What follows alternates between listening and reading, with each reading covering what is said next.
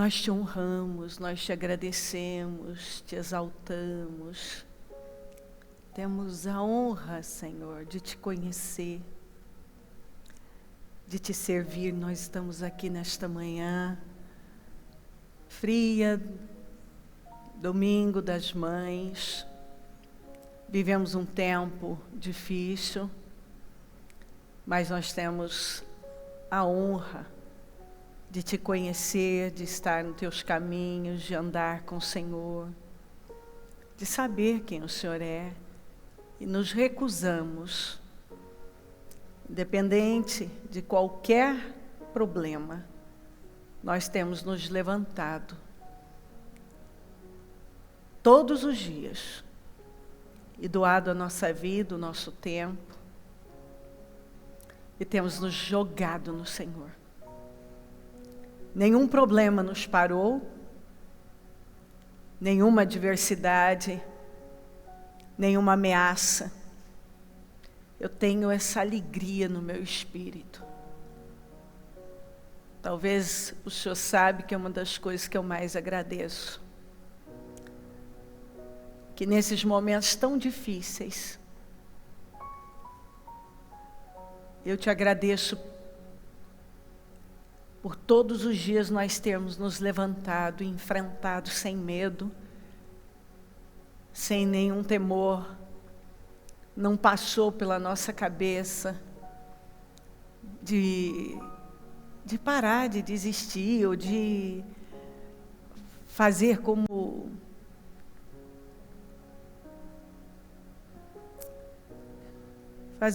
alguns, Senhor, que dão mais crédito a vozes estranhas do que a sua. A sua voz tem sido lei para nós. Nós não fechamos as portas, nós brigamos para mantê-la aberta. Mas mais do que a porta de um templo físico, nós temos brigado todos os dias contra todas as adversidades e mantido a porta do nosso coração aberta. A porta do nosso coração não se fechou. Nós não temos medo dos problemas ou das adversidades mais cruéis, mas tememos perder o contato com o Senhor. Esse é um medo, é uma preocupação. Ah, Senhor, quando eu vejo a oração do Davi, eu posso entender perfeitamente aquele vazio que ele estava sentindo, a necessidade que ele tinha de se relacionar com o Senhor. A vida sem o Senhor não tem sentido, não tem gosto, não tem prazer, não tem alegria. É o Senhor quem nos ajuda a levantar, e seja com dor, sem dor, com problema, sem problema. É o Senhor que norteia, que faz a diferença. É o Senhor. Eu quero agradecer de todo o meu coração pela salvação, pelo nosso nome escrito no livro da vida, pelas boas oportunidades. E quero agradecer porque nós não fechamos a porta do nosso coração, e eu sei que isso vem do Senhor. E nós não nos curvamos nem um dia. Nós entramos e vamos sair desse problema muito melhores. Nós entramos de um jeito, mas já somos pessoas diferentes. E estamos crescendo e vamos crescer muito mais. Estamos entendendo coisas e melhorando, e tudo porque nós continuamos. Nós resistimos. Nenhuma voz foi mais forte que a sua. A sua voz é que prevalece na nossa vida. Muito obrigada, Senhor. Muito obrigada. Eu quero pedir que o Senhor abençoe essa reunião.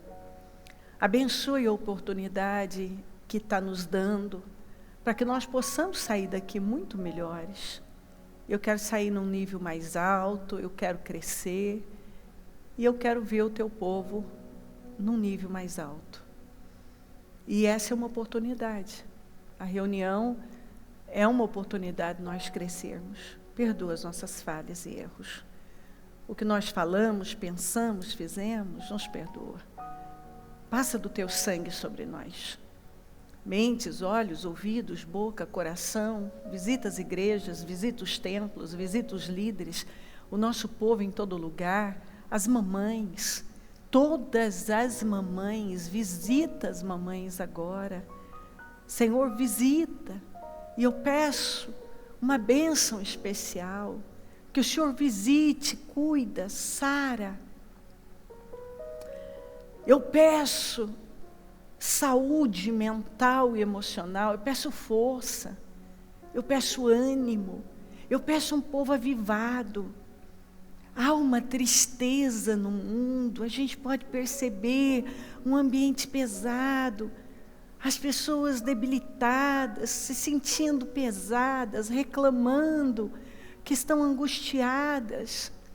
Mas eu quero repreender essa angústia, essa tristeza, esse desespero, essa amargura, esse vazio. Eu ordeno que saia agora em nome de Jesus. Toda angústia, toda tristeza, toda opressão, todo peso, todos os pensamentos confusos saiam em nome de Jesus. Tudo que oprime, perturba, pesa, drena as forças, eu repreendo em nome de Jesus. Eu determino um povo restaurado, renovado, curado. Corações agora curados. Passa bálsamo, Senhor. Cura os corações. Levanta o caído, fortalece o abatido, anima o desanimado.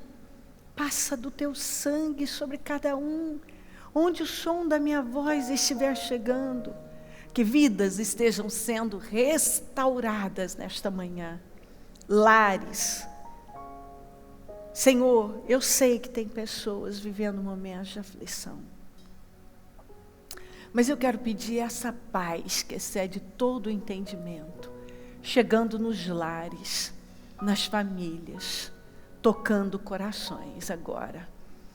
Que a paz seja o dominador de cada vida. Vá ao encontro, Senhor, de cada vida, cada lar, cada família, cada coração. E que todos sejam amparados. Todos possam sentir esse amparo, esse amor, esse cuidado e essa certeza de dias melhores. Eu creio nisso. Eu creio em dias melhores. E é nisso que eu tenho me agarrado, porque eu creio na sua palavra, que o final é melhor que o início, e eu tenho segurado isso firme. Então, levanta o teu povo, as mamães, cura os corações, as famílias, una, que tudo que se levantou para entristecer, para roubar a paz, caia por terra, e que vidas, onde estiverem, sejam amparadas, acolhidas, que possam sentir o seu amor, a sua presença agora. Eu quebro laços e armadilhas, toda obra do inferno, tudo que foi armado no mundo espiritual contra nós. Eu quebro em nome de Jesus, repreendo inveja, olho gordo, maldades, repreendo o espírito de enfermidade, essa praga, nós repreendemos em nome de Jesus, da escassez, da miséria, em nome de Jesus. Eu repreendo em nome de Jesus Cristo. Nem o mal nos sucederá, nem praga alguma chegará à nossa tenda. 1000 cairão ao nosso lado e 10.000 à nossa direita, mas nós não seremos atingidos. O Senhor é o nosso pastor e nós não temos falta de nada. Obrigada por tudo, Senhor. Eu tomo posse de livramentos, de vitórias, de força, de saúde, de proteção para todo o teu povo, para todos que estão comigo. Assuma o controle dessa reunião e quando nós sairmos daqui, que possamos sair num nível bem superior. Muito obrigada, amém. Amém, amém. Estão ligadas as nossas vitórias. Você pega o Espírito. Que Espírito é esse? Claro que é. Diga, eu bebo do Espírito. Da palavra profética para 2020. Em Deus faremos proezas e Ele pisará os nossos inimigos. Diga, eu creio nisso. Amém? Bom, em Hebreus 6, 1-2 diz assim: portanto, deixemos de lado os ensinamentos básicos a respeito de Cristo e sigamos em frente, alcançando a maturidade em nosso entendimento. Certamente não precisamos lançar novamente os alicerces, ou seja, o arrependimento das obras mortas, a fé em Deus, o batismo, a imposição de mãos, a ressurreição dos mortos e o julgamento eterno. Fazer a vida valer a pena, não apenas por um momento, mas para sempre. É o que a palavra de Deus nos ensina. Uma das doutrinas elementares, básicas do cristianismo é o julgamento eterno, como está aqui. Arrependimento e fé. É básico. São compromissos básicos da fé cristã.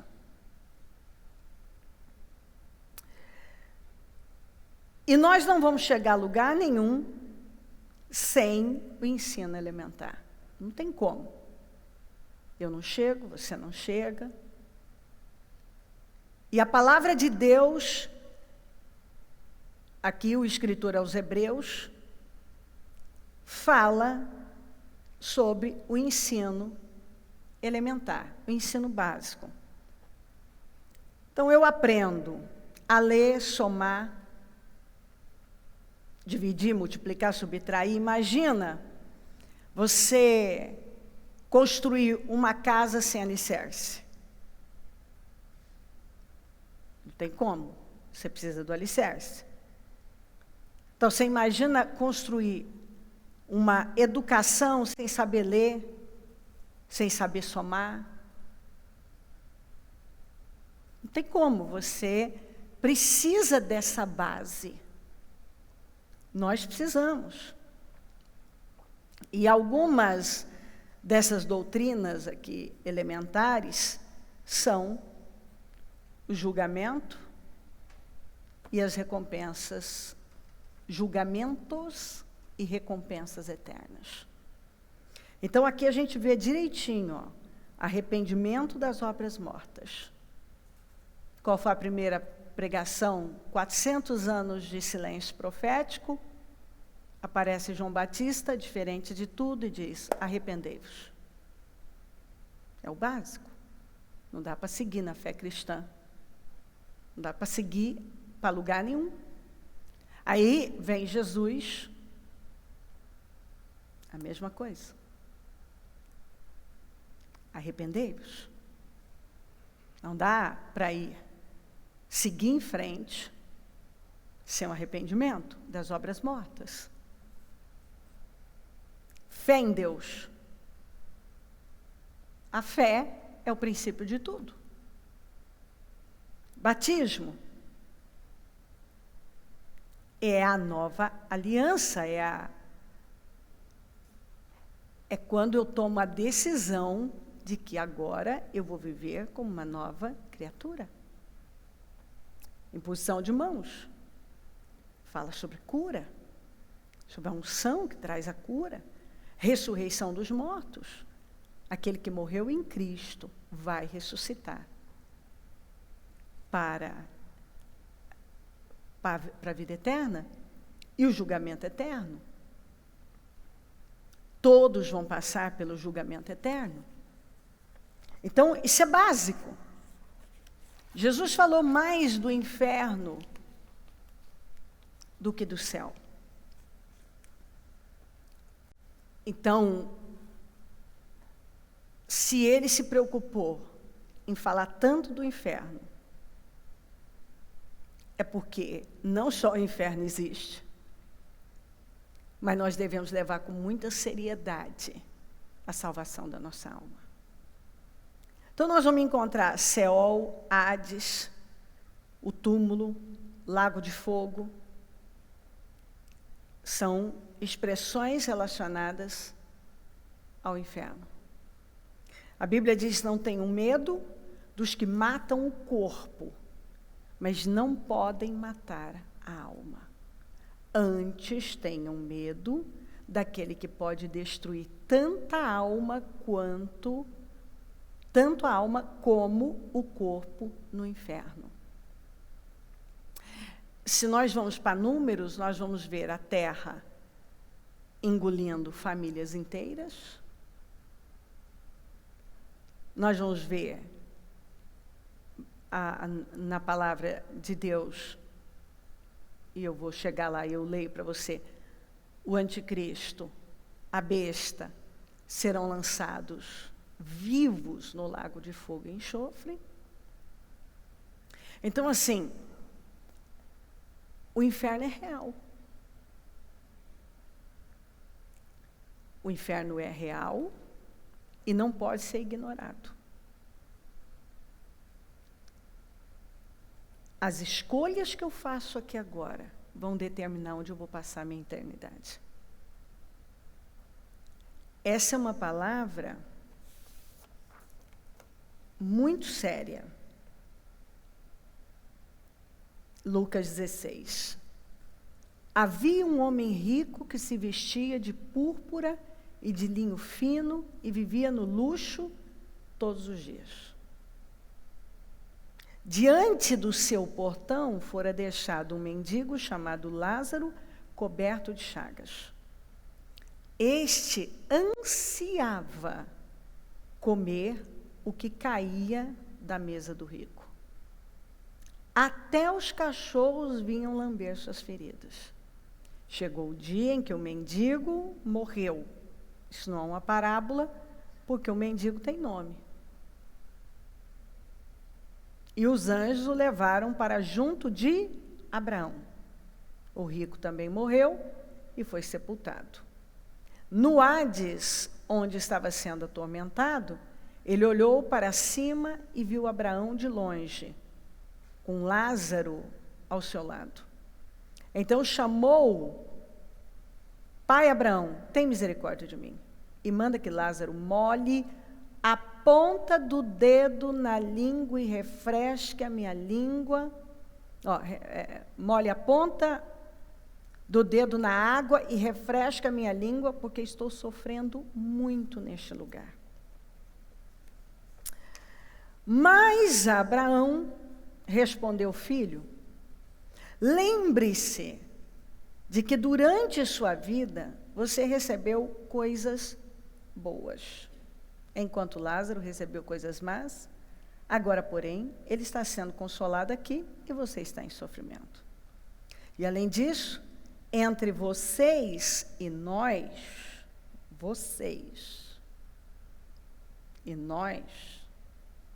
há um grande abismo.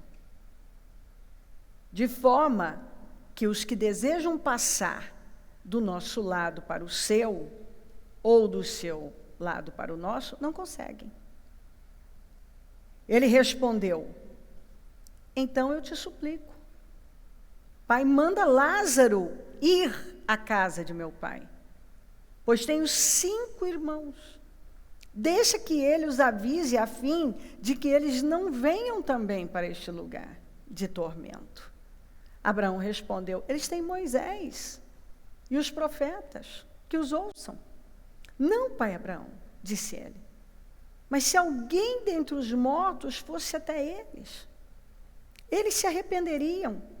Abraão respondeu: se não ouvem a Moisés e os profetas, tampouco se deixarão convencer, ainda que ressuscite alguém dentre os mortos.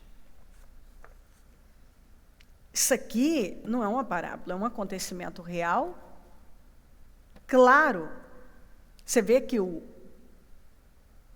o rico reconhece Abraão, reconhece Lázaro, e eles o reconheceram. O que eu quero que você entenda aqui, é uma coisa que eu falo há muito tempo: o inferno é um lugar de recordações. Olha isso aqui. Isso aqui diz para mim e para você que as pessoas serão bem humanas no inferno. Conscientes. Você vê que elas têm a capacidade de raciocinar. Está um tormento, molha a ponta, manda Lázaro molhar a ponta do dedo e botar na minha língua. Deixa ele ir lá para avisar meus irmãos. Eu suplico, manda Lázaro ir, pois eu tenho 5 irmãos. Você vê que tem emoção, ele está sentindo pelos 5 irmãos. Terão vontades. Você vê atributos físicos, porque são reconhecidos. Olha a clareza disso aqui. Eles são reconhecidos. É uma passagem que faz a gente pensar sobre muitos detalhes. Você vê que no inferno, tinham sentidos. Podia ver, podia sentir. Sentir dor, podia tocar. Observa tudo isso aqui, cheirar, provar, ouvir. Os sentidos estão funcionando. Normalmente, a gente percebe que, pelo jeito, vai ter algum tipo de carne.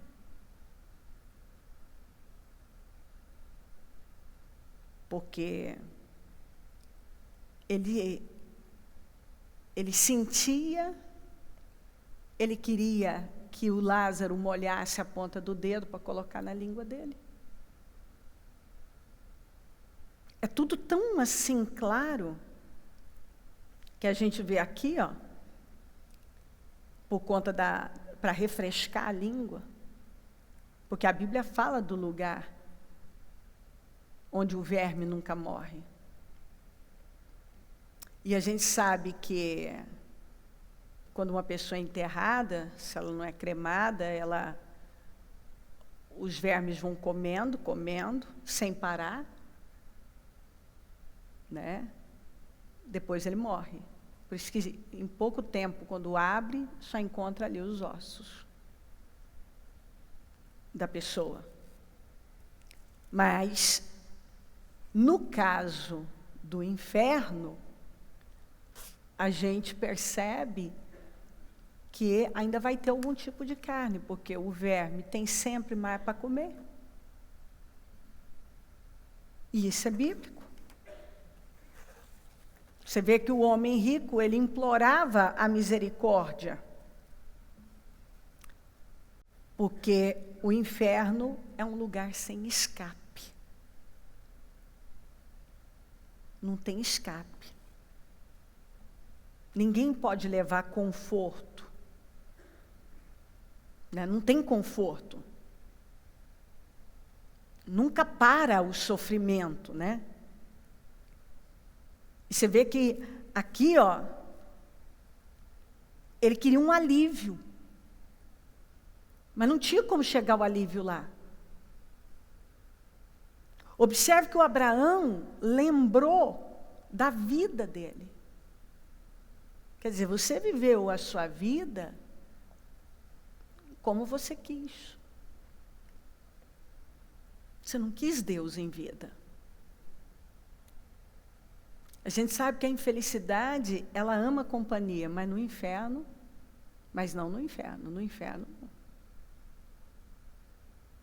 não tem lá.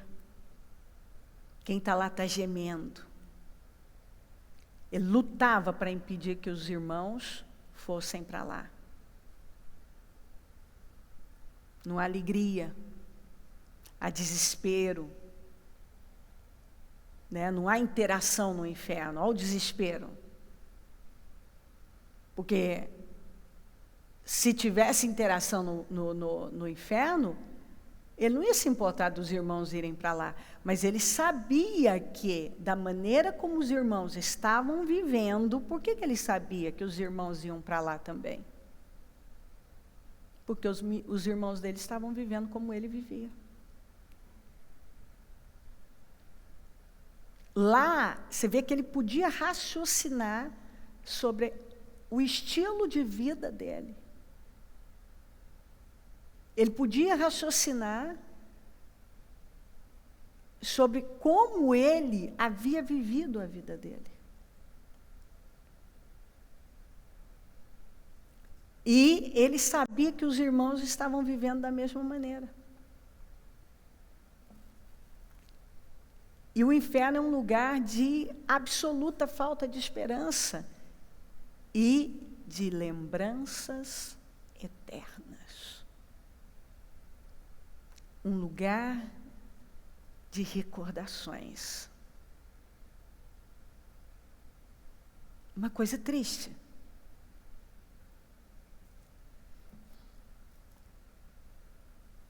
Queridos, experiências extraordinárias, milagres, essas pessoas de números que foram engolidas, viveram os maiores milagres, as maiores experiências. Mas a gente vê que experiências extraordinárias não fazem pessoas transformadas e convertidas.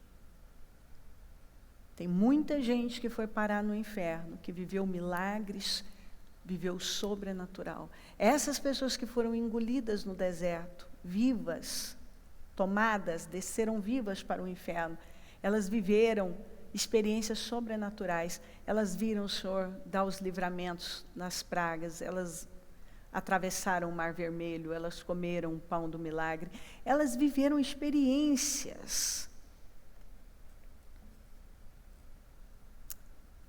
A verdade é que a gente vê que muitas pessoas já viram diversas vezes o sobrenatural, mas nunca mudaram.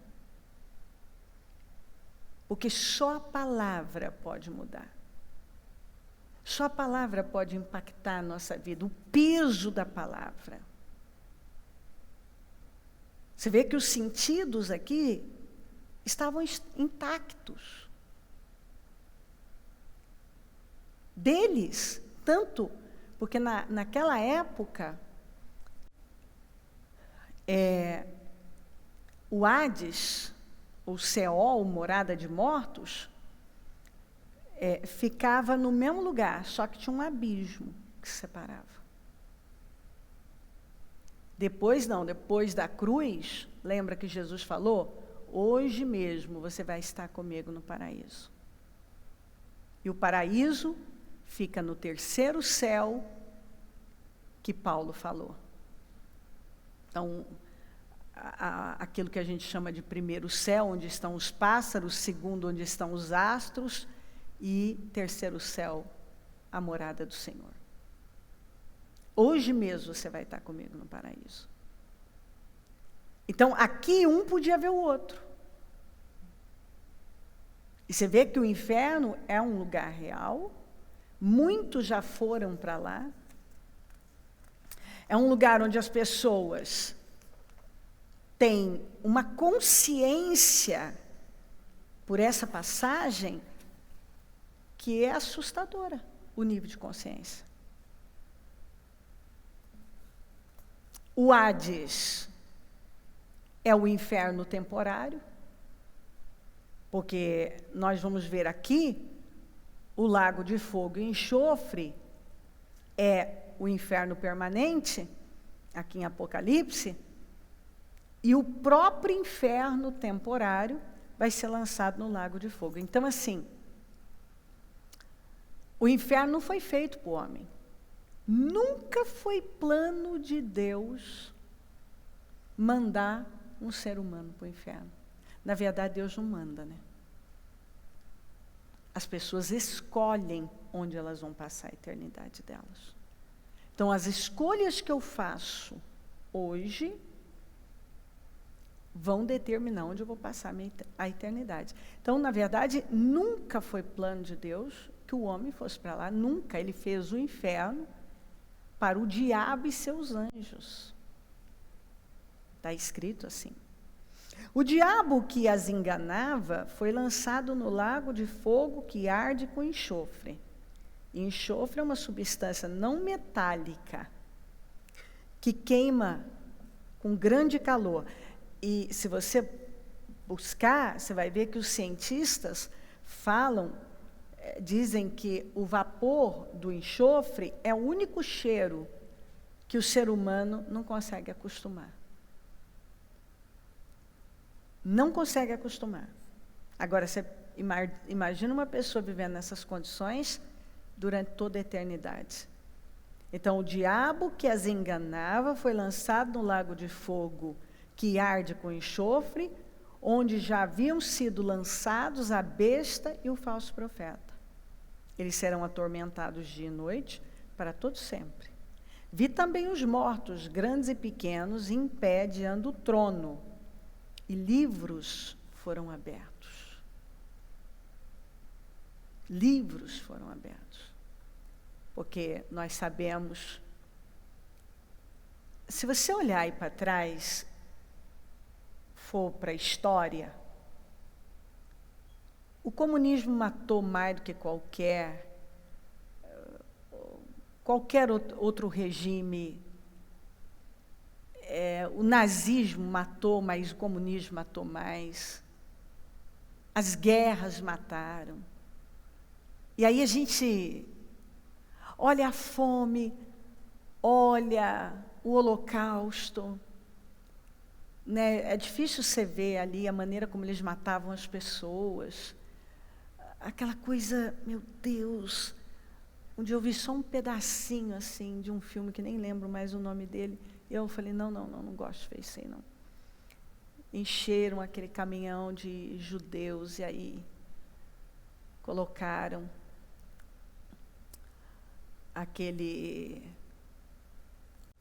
viraram o escapamento assim, era uma coisa assim horrível. Você olha e pensa, como uma pessoa, um ser humano, ele tem que estar possesso para fazer isso com outro ser humano. Então, se você buscar, né, e ver o sofrimento, o que os homens já fizeram. O Mu estava me contando de um comunista a maneira que ele mandava matar as crianças, né, ele dava 2 crianças para os soldados, e aí os soldados pegavam aquelas 2 crianças e iam matando as crianças assim, né? Estrangulavam as 2 aqui, com bem força, e iam matando as crianças assim, estrangulando. Então, assim, as formas mais cruéis, mas nada se compara ao período da grande tribulação. Então, assim, eu posso falar de épocas terríveis, mortes, um nível de maldade, de você, como alguém pode fazer isso com outro ser humano? Queridos, o que vem por aí não se compara. A palavra de Deus diz que nada, nunca antes, nada semelhante aconteceu. Vai ser o período da grande tribulação, o pior de todos, que fala da terra se derretendo, com certeza, né, uma guerra nuclear, de fome, de pestes, guerras, maldade de todo tamanho, perseguição de todo tamanho, injustiça, todo tipo de loucura. O diabo reinando, porque a igreja terá sido tirada daqui. Quando a igreja for tirada daqui, o Espírito Santo vai junto. Então, entra o período da grande tribulação. O que eu vejo hoje? pelo que eu estou vendo dessa pandemia, a igreja não tem estrutura. O próprio princípio de dores, que tende a aumentar, dá para ver que a igreja não tem estrutura. Pouca coisa vai fazer a igreja já, muitos, cederem como que... Não tem problema nenhum. Não, isso não tem problema nenhum. Não tem problema nenhum. Não, isso não tem problema. Porque quando o anticristo se manifestar, e nós já podemos ver o palco para ele entrar sendo preparado, aliás, muito bem preparado, né? Nós somos monitorados já. Na verdade, a gente estava aí chateado do governador monitorar o nosso celular. Escuta, você vê que você vai fazer uma pesquisa, eles começam a enviar um monte de coisas para você. Nós já somos monitorados naquela área. Dentro daquele suposto gosto, é o que você quer. Está tudo sendo muito bem preparado para a igreja ser tirada e o governo do anticristo assumir o controle. Agora, ele vai chegar como uma solução, com um discurso,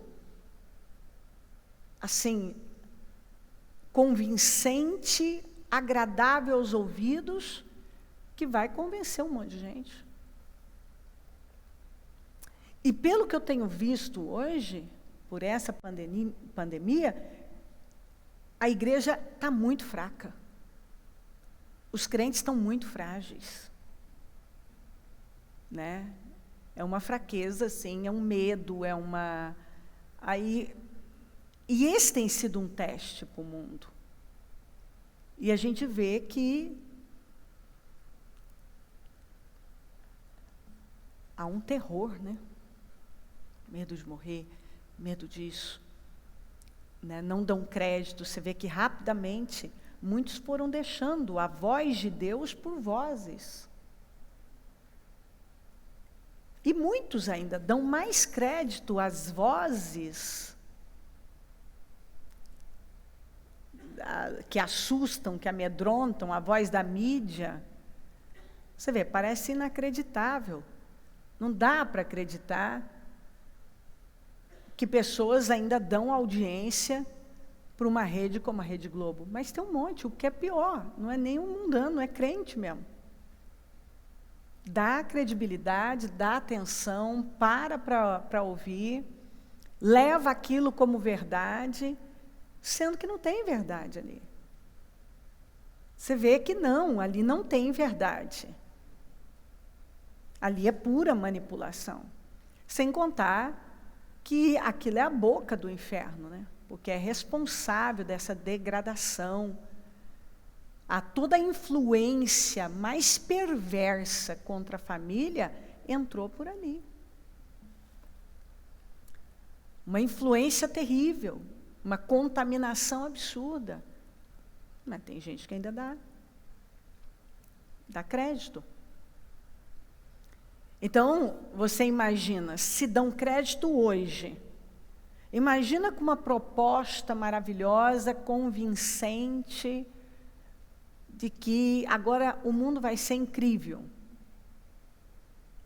E com sinais e provando de todas as maneiras que vai ser assim. É onde vai levar um monte de gente. Então, quando a igreja for tirada, mas antes tem esse princípio de dores, o Espírito Santo vai. Hoje a gente tem ele para nos consolar. E aí isso aqui vai ficar um caos. Não inicialmente, porque serão 7 anos, 3 anos e meio de falsa paz. E são nesses 3 anos e meio que um monte de gente vai tombar. Porque a Bíblia diz que quando todo mundo estiver dizendo paz, paz, paz, aí vai vir aquela repentina, aquela destruição absurda. Ele vai se revelar. Todo mundo achava que esse governante era a salvação, o salvador do mundo, a maior bênção da humanidade. Aí ele vai se revelar, porque na verdade o espírito que está nele é o espírito do engano. Da mesma serpente, lá do Éden, o espírito da mentira. Então aqui, ó, e no final a gente sabe, esses mortos grandes e pequenos aqui, ó, diante do trono, já está falando do final de tudo, né?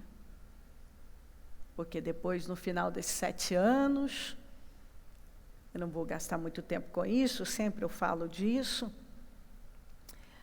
porque nesses 3 anos, primeiros anos, 3 anos e meio, vai haver essa aliança também com Israel. Israel vai aceitar essa aliança, porque a proposta vai ser da reconstrução do 3º templo.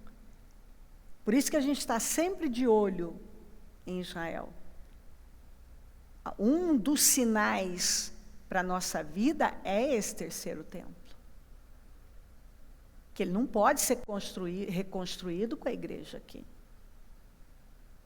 O que chama aliança com o anticristo. E aí, quando ele termina a reconstrução, no final desses 3 anos e meio, ele vai querer ser adorado como Deus. E aí é quando Israel não aceita, e aí inicia aquele processo de guerra terrível, e aí a gente sabe que a Bíblia diz, no final dos 7 anos, desce o Senhor com a sua igreja, que foi arrebatada 7 anos antes, para receber, foi para a chamada Bodas do Cordeiro, que vão receber o nosso galardão. Há um julgamento, mas não de salvação, um julgamento de galardão, né, de recompensa, porque alguns vão ser salvos, mas tudo que fizeram foi queimado no fogo. Intenções e motivações erradas, não tem nada para receber, mas foi salvo, a Bíblia diz. A gente tem que trabalhar para ter nossa recompensa. Eu não quero só, eu quero ser salvo, mas eu também quero recompensa no céu. Então, por isso que aqui no dia a dia, fazendo com boas intenções, fazendo a coisa certa, com a motivação certa, da forma certa, não desanimar, se entregar, porque tem que ter estômago forte, né? Ser cristão é para quem tem estômago forte, né? Você vai ter que engolir muita coisa, você tem que passar por cima de muita coisa, você tem que resistir. Muitas vezes o diabo vai trabalhar para mostrar para você que não vale a pena, que não tem sentido você lutar. E você continua. Então o Senhor desce no Monte das Oliveiras, e é onde ele salva, porque é quando Israel está sendo prestes a ser exterminado. Vai ter uma guerra, a guerra do Armagedon, no Vale do Megido. Essa guerra, ela vai acontecer. Para destruir mesmo, exterminar, mas há uma promessa que foi feita para Abraão. Esse povo não pode ser exterminado. E aquela terra foi dada para os descendentes de Abraão. Então não pode ser. A palavra se cumpre. Não vai acontecer assim. Mas há todo um plano terrível. E aí é onde, aqui, ó, o diabo que as enganava foi lançado no lago de fogo. Aqui é no final. Porque aqui, nesse final de 7 anos, ele é preso. Ele só vai ficar preso por 1000 anos. A besta e o falso profeta já foram lançados lá no final dos 7 anos. Porque daí entra o milênio. No final do milênio, o diabo é solto. E é aqui que ele é lançado no lago de fogo e enxofre, porque quando ele é solto, as guerras iniciam novamente. É impressionante, quando ele for solto, as guerras iniciam. E aí é quando ele é lançado no lago de fogo e enxofre. E a igreja? A igreja está glorificada. A igreja reina junto com o Senhor. O Senhor vai mostrar que é possível Ele governar. Vai ter um tempo do governo do Senhor. A igreja que foi arrebatada vai governar junto. Mas o Senhor vai liderar esse mundo, onde a Nova Jerusalém desce sobre a Jerusalém da terra. São coisas assim que você encontra na palavra de Deus sobre o que vem por aí, que é incrível. As coisas que estão reservadas para o povo de Deus, mas também para quem vai passar pelo período da grande tribulação. Quantos que vão ser tragados, vão morrer. E os que não negarem o nome do Senhor no período da grande tribulação, vão pagar com a vida. Ainda a Bíblia fala que viu os que foram degolados, os que vieram da grande tribulação. Você imagina, foram degolados. Está escrito. Que vieram da grande tribulação. Então, hoje eu vejo as pessoas se envolvendo e se encantando com tantas bobagens, trocando uma relação com Deus por causa de algum prazer momentâneo, uma paixão, sendo um crente morno, meio lá, meio cá. Não vai valer a pena. Não vale a pena. Não vale a pena. Esses mortos aqui, grandes e pequenos, em pé diante do trono, e livros foram abertos, são os que vão, porque os que morreram para condenação, foram para condenação, vão ressuscitar só no final de tudo, para o grande julgamento do trono branco. E aqui, livros foram abertos. Outro livro foi aberto da vida. Os mortos foram julgados de acordo com o que tinham feito, segundo o que estava registrado nos livros. Então, você vê que tudo é registrado. Tudo é registrado. Tudo. Tudo é registrado. O que nós estamos fazendo, como estamos fazendo, está sendo muito bem anotado, tudo registrado. O mar entregou os mortos. Quando fala mar, está falando mar na palavra, sempre tem a ver com nações. O mar entregou os mortos que nele havia, e a morte e o Hades entregaram os mortos que neles havia. E cada um foi julgado de acordo com o que tinha feito. Cada um foi julgado de acordo com o que tinha feito. Então, a morte e o Hades foram lançados no lago de fogo. Lembra que a Bíblia fala? Acabou morte. O Senhor tem as chaves da morte e do inferno. Agora Ele lança no lago de fogo. O lago de fogo é a segunda morte. Porque agora a pessoa fala, ela morre sem Cristo, ela vai para o inferno. Depois ela é ressuscitada, os livros são abertos, passa pelo julgamento, e ali ela é lançada no lago de fogo e enxofre. Aqueles cujos nomes não foram encontrados no livro da vida, foram lançados no lago de fogo. Aqueles cujos nomes não foram encontrados no livro da vida, foram lançados no lago de fogo. Quem se afasta do caminho da sensatez, quem se afasta do caminho da sensatez, quem se afasta do caminho da sensatez, Quando a pessoa, aqui ó, Marcos 9:48. Onde o seu verme não morre e o fogo não se apaga. Quem se afasta do caminho da sensatez, repousará na companhia dos mortos. Você se afasta do caminho da sensatez? Você vai repousar na companhia dos mortos. Onde o seu verme não morre e o seu fogo não se apaga. Um lugar inimaginável de tão terrível. Aquele que tem ouvidos, ouça o que o Espírito diz às igrejas. O vencedor, de modo algum, sofrerá a segunda morte. O vencedor não vai ter a segunda morte. Ele morre em Cristo. Acabou. Deus não pode permitir que uma pessoa contamine o lugar santo. Isso é misericórdia.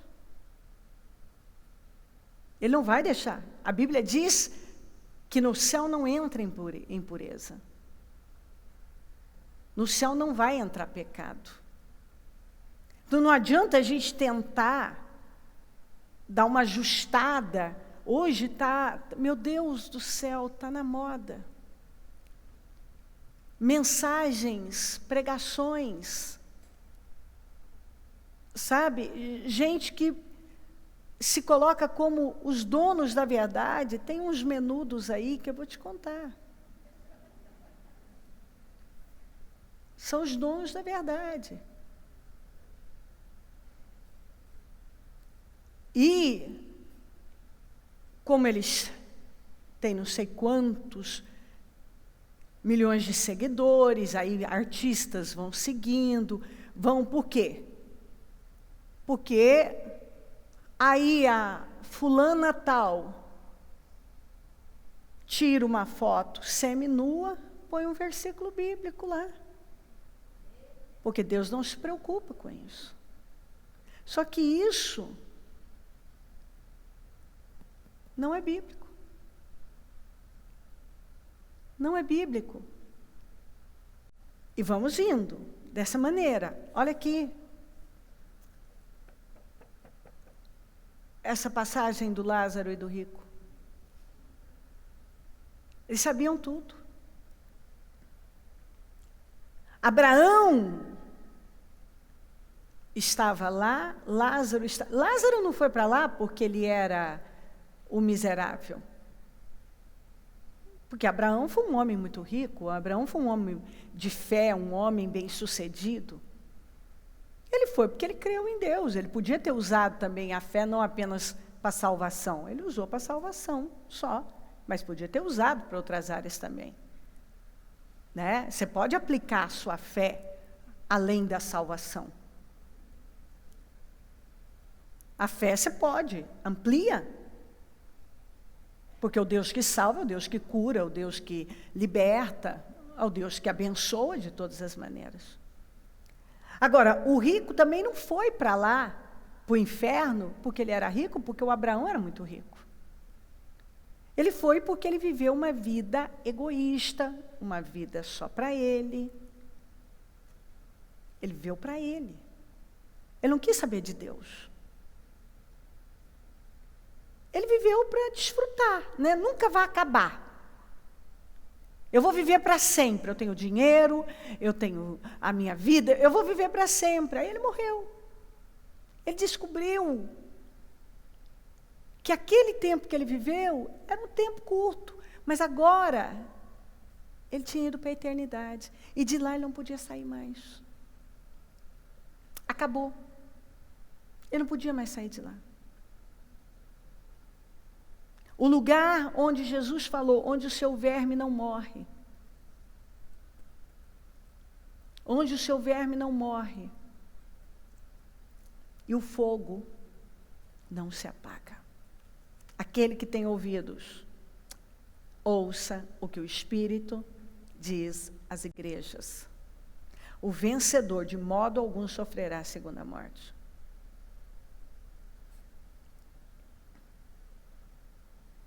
Uma pessoa que decide seguir o diabo, ela não pode entrar no céu. Seria injusto.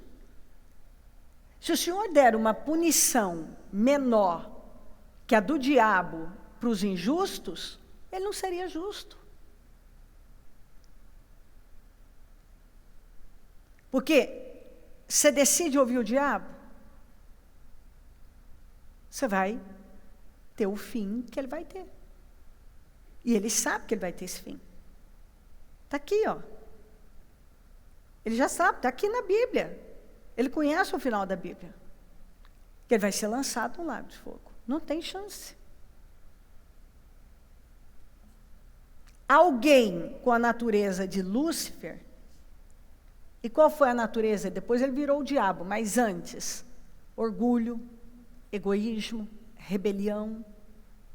A gente sabe que rebelião é como pecado de feitiçaria. Esse tipo de gente não pode entrar no paraíso, porque vai contaminar o paraíso. Deus é justo, Ele não vai deixar. Não vai. Jesus nunca veio para nos condenar, nem condenar a mim, nem a você, ninguém. Ele veio para salvar. Ele veio para me salvar, para nos salvar do lugar que nós mesmos nos colocamos. E a pessoa, ela escolhe onde ela vai passar a eternidade dela. Todos os dias ela está escolhendo. Quando ela podia falar a verdade, ela não fala. Ela podia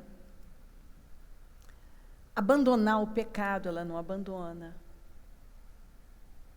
Ela podia deixar a palavra ter o peso que ela deve ter na vida dela, ela não deixa. O vencedor será igualmente vestido de branco. Jamais apagarei seu nome do livro da vida, mas o reconhecerei diante do meu Pai e dos seus anjos. E esses irão para o castigo eterno, mas os justos para a vida eterna. Então ele dirá aos que estiverem à sua esquerda: malditos, apartem-se de mim para o fogo eterno, preparado para o diabo e seus anjos. Queridos, às vezes a gente lê algo assim, e a pessoa tem uma dificuldade mentalmente, né, de entender. Mas nós precisamos temer e confiar no Senhor. Está escrito. Aí logo você passa a compreender. Se você for dar atenção à sua carne, ela vai dizer para você: não, isso é bobagem. Mas o temor do Senhor é que abre o nosso entendimento. O temor do Senhor vai abrindo o entendimento da gente. Porque eu estou aberta para ver aquilo ali. Eu quero. Quando eu quero temê-lo, eu quero passar minha eternidade com Ele. Eu não quero terminar os meus dias na condenação eterna. Quando nós recebemos realmente o Senhor na nossa vida, a natureza dele é colocada em nós. Agora, tem pessoas que disseram: não, eu creio em Jesus. Não, eu creio em Jesus. Mas o comportamento dela é completamente diferente da natureza de Cristo. Ela está vivendo uma vida totalmente fora do padrão. Não adianta. O mundo quer... Na verdade, deixa o mundo. Vamos largar o mundo. A igreja, nesse momento, eu vejo muita gente pendendo cada vez mais, ou com comichão nos ouvidos, para essa portinha larga. Isso é um engano muito grande. E as pessoas vão pendendo, e elas vão indo. E não tem problema. Isso aqui também não tem problema. E vão vivendo uma vida sem temor, sem propósito, sem responsabilidade. E a coisa vai desandando. Mas a pessoa se convence emocionalmente, e ela para, e ela ouve, e aquilo é agradável para ela. Não, não, está tudo certo, siga aí, está tudo bem. Não, o Senhor ama você assim, você não precisa mudar. E aí, se você não tiver, assim, muito, como é que eu falo? Temor em relação mesmo, acho que essa é a palavra, em relação à eternidade, você vai dar ouvidos àquilo que é fácil para a sua carne. Mas não é fácil para a sua carne. Uma mensagem que facilita para a sua carne é contraditória. Não é fácil. Ser crente para a carne não é fácil. Quem fala para você que é fácil? E te apresentam uma porta mais fácil, um sistema mais light. Não creia nisso. Não creia nisso. Isso é um engano. Tanto que a Bíblia diz, não se engane, não se deixe enganar. Não se engane. Se você se enganar, é a sua vida. Uma pessoa prega, se eu pregar errado para você, preste bem atenção. Se você tiver que escolher, se eu tivesse que escolher, eu conheço um evangelho que traz um equilíbrio, mas que vai exigir. Mas se eu tivesse que escolher uma coisa bem light, aberta, sabe, uma porta bem largona, não tem, ou essa bem largona ou essa aqui que é legalista, meu filho. Mas pensa um negócio assim, fora do comum, de tão, assim, fechado, exagerado. Eu vou para esse. Eu vou para esse aqui. Porque, quanto tempo eu vou viver aqui? Eu vou fazer 51. Tá bom, vamos dizer que então eu vivesse mais 50 anos. Jesus, que eu não acredito jamais nisso, mas vamos lá. Então, digamos que ele ainda vai demorar mais uns 50 anos. Então, 100 anos são 100 anos. Acabou. Eternidade é eternidade. Então, uma coisa é eu viver 100 anos num regime fechado, não sei o quê. A Bíblia já me disse que se eu perder a minha vida, eu vou ganhar. Mas se eu tentar encontrar a minha vida, eu vou perder. Então, é para lá que eu vou. Mas eu posso viver uma vida piedosa, fundamentada na palavra, sem desequilíbrio. Mas ainda assim, por entender o que significa a eternidade, eu escolheria, sabe, o excesso do excesso ali, para mais do que jamais para menos. Jamais. É andando uma milha a mais. Prefiro pecar por excesso de misericórdia do que por negligência. Prefiro ser um pouco mais extrema comigo do que mais amena, dar uma aliviada para a minha carne. Agora, eu posso viver uma fé equilibrada. O que eu não posso é me distrair do Senhor, me distrair da palavra. A palavra tem que continuar tendo peso na minha vida. Ela tem que ter peso. Ela tem que pesar. Em cada área da minha vida, ela precisa ter peso, ela precisa me influenciar. Porque está aqui, ó. Ele diz, manda o Lázaro. Eu não quero que meus irmãos venham para cá. Porque ele já sabia que os irmãos estavam vivendo o mesmo estilo de vida dele. Os irmãos iam para lá. Ele falou, manda o Lázaro. Ele falou, não. Se alguém dentre os mortos fosse lá, eles se arrependeriam. Abraão diz, se não ouvem a Moisés, quer dizer, se eles não ouvem a palavra. Se eles não ouvem a palavra, tampouco se deixarão convencer. Se eles não ouvem Moisés e os profetas, se eles não ouvem a palavra, tampouco se deixarão convencer, ainda que ressuscite alguém dentre os mortos. Então, o próprio Abraão falou para o rico, eles precisam ouvir a palavra.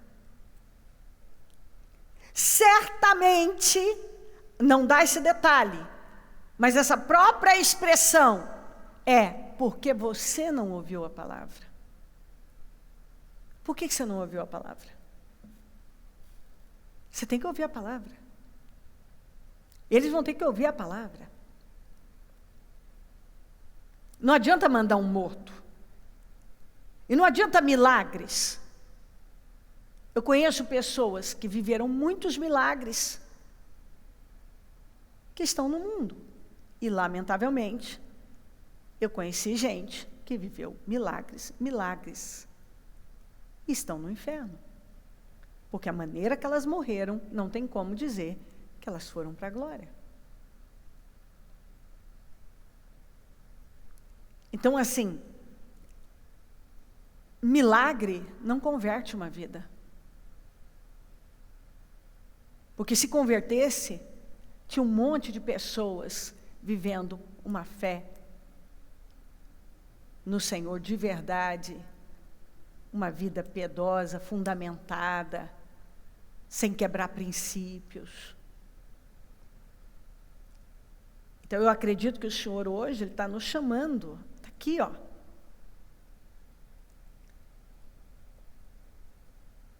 O rico tinha, aliás, não o rico, todos eles, né? O Abraão, o rico, reconheciam sentidos intactos.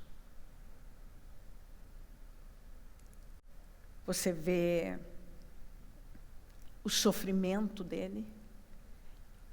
Ele lembra da família. Ele lembra da vida que ele tinha. Ele pede para ir socorrer os que estão lá. Abraão fala, eles precisam ouvir Moisés e os profetas. Manda o Lázaro molhar a ponta do dedo para refrescar minha língua. Quer dizer, ele tinha dor, ele tinha sede, ele podia ver, ele podia reconhecer. Falem comigo, o inferno é um lugar de recordações, sem esperança, eterno. Vamos nos colocar de pé.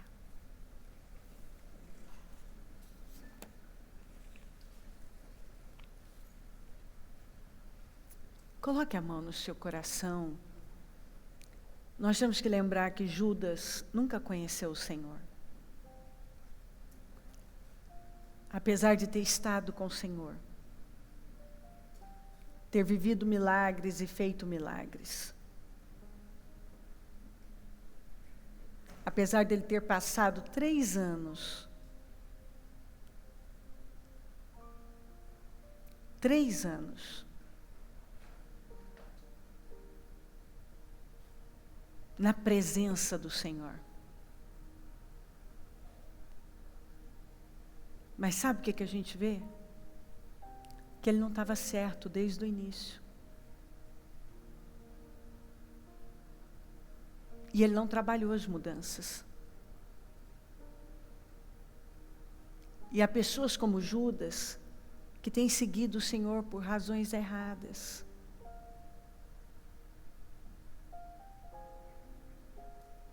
Com intenções e motivações erradas.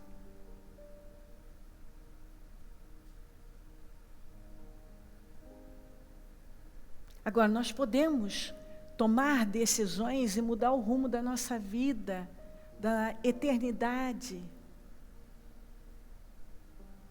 tomando uma decisão séria em Deus.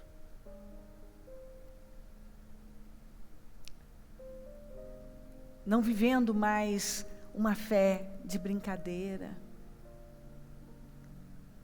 uma fé mais ou menos, em cima do muro, buscando facilidades.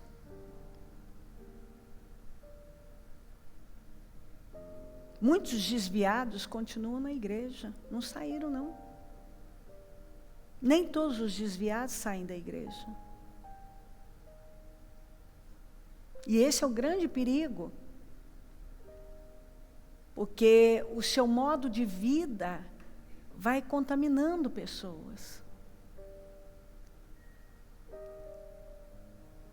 A palavra não tem peso. E a influência dele vai se espalhando como um mal terrível.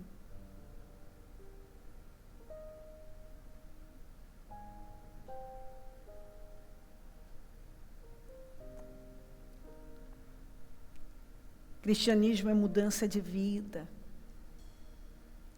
é temor, é cruz, é negar a si mesmo, é dizer não para a carne, é deixar o passado, é perdoar, é deixar o pecado, sabe, deixa o pecado, a mentira, o engano. Não dá para você dizer que você está caminhando para o céu, se até hoje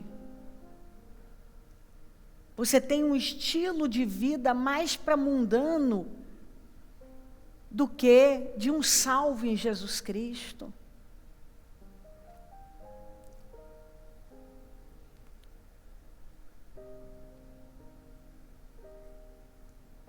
Sede santo, como eu sou santo. O Senhor tem nos chamado, é uma chamada à santidade, à renúncia, a uma vida diferente. Eu não posso estar em Cristo vivendo uma vida comum, uma vida como todo mundo vive. E dizer que está tudo bem. Não, eu estou caminhando para o céu. Eu estou caminhando para o céu, para a eternidade. E se eu estou caminhando para o céu, para a eternidade, eu tenho que ter um estilo de vida santo. Eu tenho que ser um praticante da santificação. São decisões que eu tenho que tomar. Mas eu tomo agora, eu tomo hoje. E assim, é individual. Se alguém não quer, eu quero. É individual. Eu não posso salvar meu marido, meus filhos.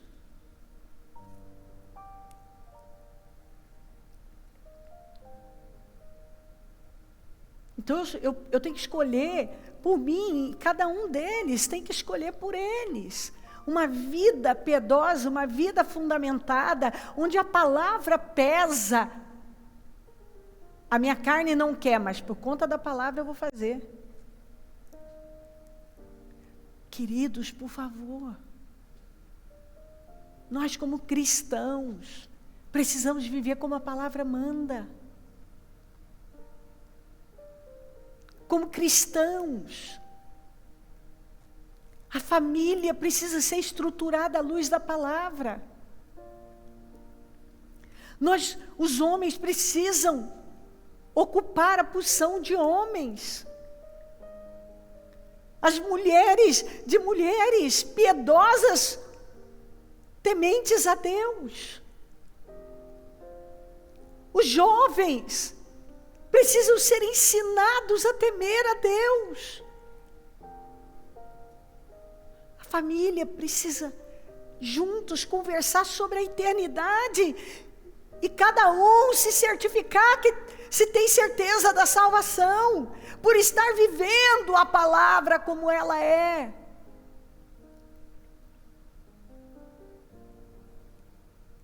O número de abusos em crianças cresceu. E sabe o que tem acontecido que é pior? Vem crescendo abusos dentro das igrejas. Abusos dentro das igrejas, por quê?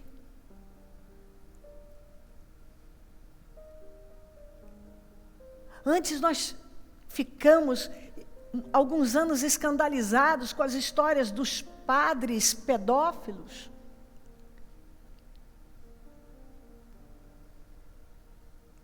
Mas quantos casos de pastores? E por quê?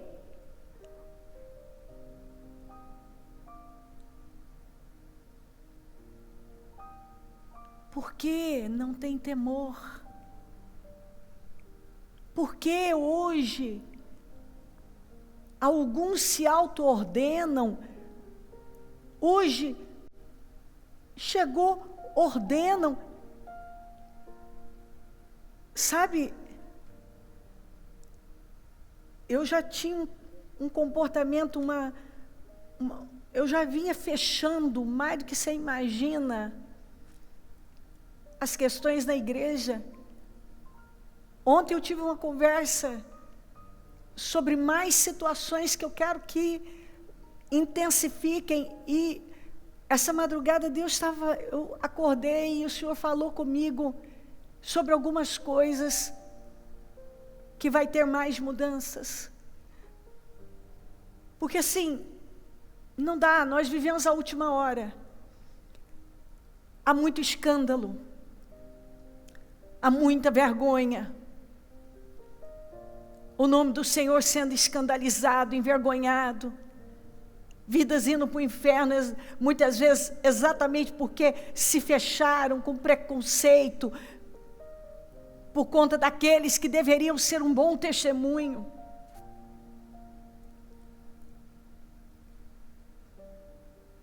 Nós precisamos ser um bom testemunho. A igreja tem que dar um bom testemunho. Não que nós somos perfeitos, mas nós precisamos andar em retidão. Nós precisamos cumprir com a palavra. Nós precisamos ser honestos. Nós precisamos ser íntegros. Nós precisamos ter palavra.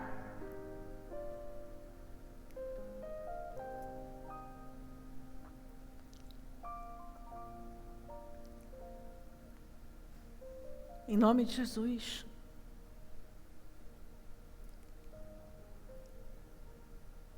Em nome de Jesus. Decisões precisam ser tomadas agora. Não dá para uma pessoa dizer que não, eu sou crente, mas eu estou no pecado, eu estou na pornografia, eu estou na imoralidade, eu estou no adultério, eu estou na fornicação.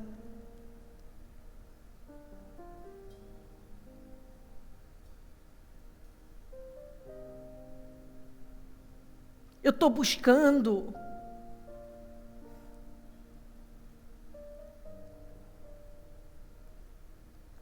Tudo que eu posso, todo tipo de prazer, o que eu posso dar, buscando situações para dar prazer à minha carne. Não, você tem que matar a sua carne. Quem quiser vir após mim, negue-se a si mesmo, pegue a sua cruz e siga-me. Queridos, isso aqui não é terrorismo. Isso aqui não é uma opinião da Cleo. Preste bem atenção. Se fosse minha opinião,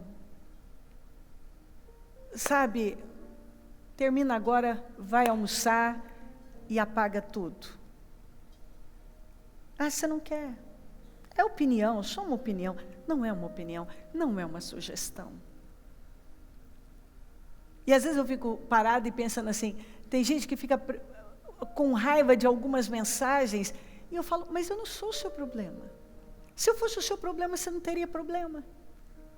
Quantas vezes eu já tive que dizer isso? Querido, se eu fosse o seu problema, eu não seria seu problema. Você não teria nenhum problema. Eu não sou o seu problema. Eu só prego a palavra. Eu sou tão dependente dela quanto você.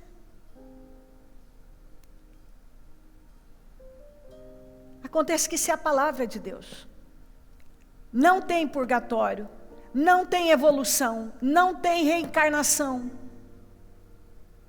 Tem céu e tem inferno. E somente aqueles que creem em Jesus e que têm vivido uma vida santa, esses vão herdar o reino dos céus e vão passar a eternidade com Jesus. A porta é estreita e apertada. Quem quiser vir após mim, negue-se a si mesmo, pegue a sua cruz e siga-me. No céu não entra impureza. Então eu preciso tomar decisão agora. Porque todas essas bobagens que eu vejo as pessoas segurando, se o arrebatamento da igreja acontecer, vai perder o valor. E aqui, o rico achou que talvez ia viver muito tempo. Mas quando abriu os olhos, já estava no inferno eternamente. Se você está aí e ainda não recebeu Jesus como seu Salvador, e você deseja, você entende que do jeito que está não pode mais continuar, e você entende que você precisa se voltar para Ele, que você precisa recebê-lo como seu Salvador, faça essa oração comigo. Senhor meu Deus, eu reconheço o meu pecado, eu reconheço o meu estilo de vida, eu reconheço, Senhor, que eu não tenho te agradado, me perdoa. Eu estou na tua presença e eu quero pedir perdão dos meus pecados. Perdoa os meus pecados. Me lava com teu sangue. Eu quero uma vida nova para mim. Eu não quero a condenação, eu quero a vida eterna com o Senhor. Eu te recebo como meu Salvador. E a partir de hoje eu quero viver para o Senhor. Eu quero viver para o Senhor. Escreva o meu nome no livro da vida. Eu entrego a minha vida por inteiro e peço a sua ajuda. Me ajuda a te servir, meu Pai. Porque eu quero viver num padrão alto. Em nome de Jesus. Amém. Se você está desviado, se você tem estado distante, ou se você está aí, tem vivido uma vida bagunçada nos vícios, um desviado dentro da igreja, e você não quer se perder, e quer orar comigo, ora também. Senhor meu Deus, eu reconheço que eu não tenho te glorificado com meu testemunho de vida. Eu reconheço que o meu estilo de vida não é santo. E eu sei que está escrito: sede santo, porque eu sou santo. Que a tua palavra diz que é para eu seguir a santificação, sem a qual ninguém verá o Senhor. Eu não tenho sido um praticante da santificação. Mas eu tomo a decisão aqui hoje, Senhor, de que a partir de hoje, eu vou ser um praticante, uma praticante da santificação. Eu não aceito mais ser um praticante do pecado. Mas eu me levanto agora para viver uma vida santa. Eu me levanto para viver uma vida santa, Senhor. Me perdoa. Perdoa os meus pecados. Perdoa os meus erros. Perdoa, Senhor, cada passo errado. Perdoa esse estilo de vida pecaminoso, esse estilo de vida que tem ferido a sua face. Me perdoa. Escreva meu nome no livro da vida. Me cobre com o teu sangue. Eu quero a minha vida restaurada. Eu me jogo nos seus braços, eu me entrego. E a partir de hoje, eu vou viver uma vida santa. Uma vida santa. Eu vou fazer a minha vida valer para sempre. Eu vou fazer a minha vida valer para sempre. Vamos falar isso para o Senhor. Eu vou fazer a minha vida valer para sempre. Não apenas por um tempo, para sempre. Amém. Ó meu Deus, eu oro pelo teu povo. Eu oro por cada vida que está comigo. Nesta manhã, toca profundamente. Salva, transforma, muda, quebranta. Ó Deus, faça uma obra. Eu peço uma mudança no interior, uma mudança interna, uma mudança de visão, um temor que toma cada coração e nenhuma pessoa mais consiga viver nesse padrão mundano, sobre influências mundanas, ou buscando a porta larga, o lugar confortável. Senhor, nós não podemos aceitar um lugar confortável para a nossa carne.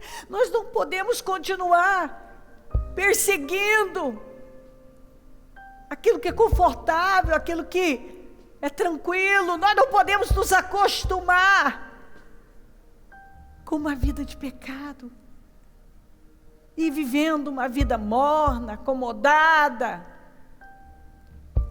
buscando ouvir o que é agradável aos nossos ouvidos. A graça, Senhor, não é uma aliança que foi rebaixada à lei, mas a graça, ela foi elevada, ela está acima da lei. E nós precisamos enxergar isso e nos submeter radicalmente. Porque a graça nos capacita a viver nesse padrão alto da nova aliança. E o Senhor está voltando. O Senhor está voltando, Senhor. E nos guarda. Nós não queremos ficar.